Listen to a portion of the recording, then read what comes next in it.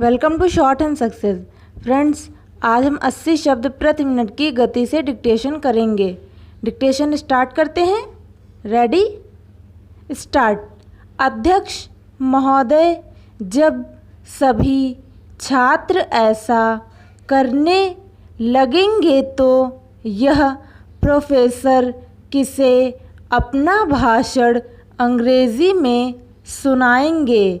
यहाँ यह बात स्पष्ट होती है कि छात्र वर्ग भारतीय भाषाओं में पढ़ना चाहते हैं, किंतु चिंता तो प्रोफेसर वर्ग को है कि भारत भाषाओं में शिक्षण कराने से शिक्षा का स्तर गिर जाएगा।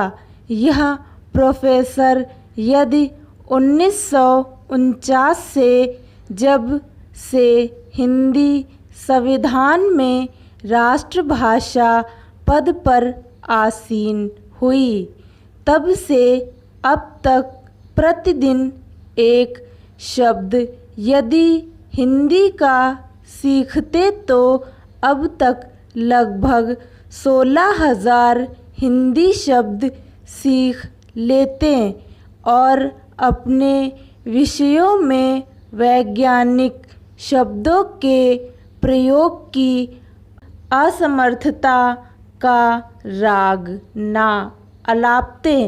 आज भारत में अंग्रेज़ी रोटी की भाषा बन गई है। यद्यपि विभिन्न प्रतियोगिताओं में परीक्षा देने हेतु भारतीय भाषाओं की छूट है, तथापि अंग्रेजी का प्रश्न अभी भी अनिवार्य है। यद्यपि भारत सरकार इसके लिए प्रयासरत है। आशा है कि आगे आने वाले समय में भारत सरकार अपनी सभी परीक्षाओं में भारतीय भाषाओं के लिए प्रवेश द्वार खोल देंगी, किंतु निजी संगठनों को इसके लिए बाध्य नहीं किया जा सकता। ऐसी स्थिति में अंग्रेजी की अनिवार्यता अनेक वर्षों तक बनी रह सकती है और ऐसा होने से संभव हो सकता है कि हिंदी भाषी राज्यों में भी विद्यार्थी हिंदी माध्यम लेने से कतराने लगें। ऐसी स्थिति में हमें यथार्थ की भूमि पर पैर टिकाने ही पड़ेंगे।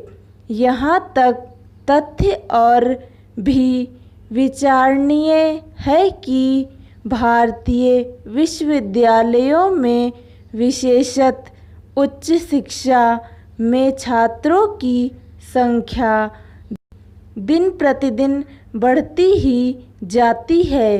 इसलिए इस विशाल छात्र समुदाय की आकांक्षाओं एवं क्षमताओं का ध्यान रखना हमारा उत्तरदायी है।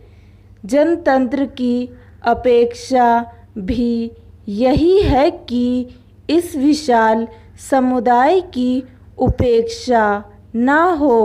इनकी क्षमताओं का सच्चा उपयोग तभी किया जा सकता है जब इनकी शिक्षा का माध्यम भारतीय भाषाएं हों। भारतीय भाषाओं में उच्च शिक्षा देने को असमर्थ कहना भारतीय भाषाओं का अपमान है। विश्व साहित्य में कौन सा वह विषय है जिसे केवल अंग्रेजी माध्यम से ही पढ़ाया जाता है? हमारे देश में अंग्रेज़ी भी भारतीय भाषाओं के माध्यम से सीखी जाती है। इस तथ्य पर विचार करें कि क्या अंग्रेज़ी भाषा में ही अंतर्राष्ट्रीयता की सामर्थ्य है। देखें तो पाते हैं कि विश्व स्तर पर संयुक्त राष्ट्र संघ अंतर्राष्ट्रीय स्तर की सर्वोच्च संस्था है। क्या वहाँ की कार्यवाहियों, वहाँ पर दिए गए भाषणों को संयुक्त राष्ट्र के सभी सदस्य समझते हैं? उत्तर नकारात्मक ही होगा, क्योंकि वहाँ की कार्यवाहियों, भाषणों का रूसी, स्पेनिश, फ्रेंच, चीनी आदि भाषाओं में अनुवाद होता है। तो फिर भारतीय विश्वविद्यालयों में उच्च शिक्षा में वह कौन सा काम है जो भारतीय भाषाओं में संभव नहीं है? विभिन्न समितियों का गठन, परीक्षकों की नियुक्ति, विभिन्न और प्रस्तावों के निर्णय में वह कौन सा महान विचार है जिसे भारतीय भाषाओं में व्यक्त नहीं किया जा सकता? असमर्थ भारतीय भाषाएं नहीं, असमर्थ हम हैं। हमें अपनी सामर्थ्य बढ़ानी होगी और अपना हट छोड़ना होगा। स्टॉप। फ्रेंड्स, वीडियो अच्छा लगे तो वीडियो को लाइक कर दीजिएगा और हमारे चैनल को सब्सक्राइब कर लीजिएगा। फ्रेंड्स, आपको कोई शब्द या वाक्यांश लिखने में कोई भी परेशानी हो रही है तो आप हमारे टेलीग्राम से जुड़ जाइए।